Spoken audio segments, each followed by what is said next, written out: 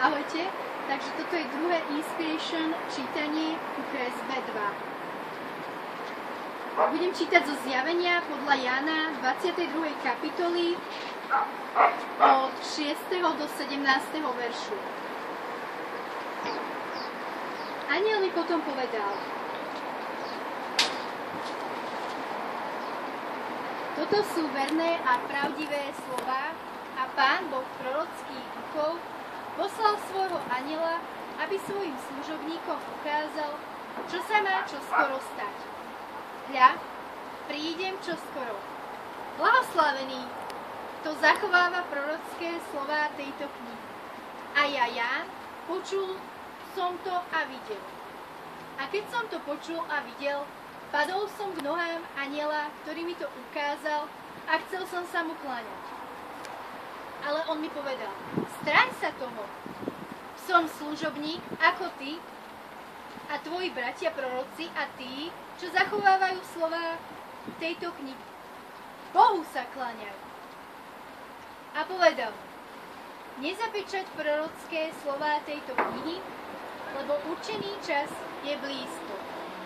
Kto krivdí, nech krivdí ďalej. Kto je špinavý, nech zostane špinavý ďalej. Spravodlivý, nech ďalej koná spravodlivosť. A svätý, nech sa ďalej posvecuje. Hľa, prídem čoskoro a moja odplata príde so mnou, aby som odplatil každému podľa jeho skutkov.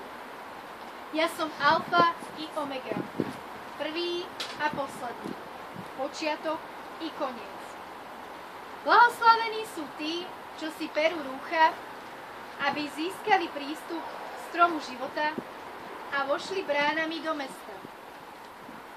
Vonku zostanú psi, čarodejníci, smilníci, vrahovia, modloslužobníci a každý, kto miluje a pácha lož.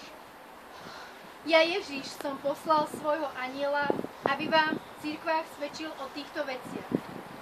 Ja som koreň a Dávidov rod, jasná ranná hviezda. A duch i nevesta hovoria: príď. A ten, kto počúva, nech povie: príď. Kto je smedný, nech príde. Kto chce, nech si zadarmo naberie živej vody. Amen. Ďakujem za pozornosť. Ahojte.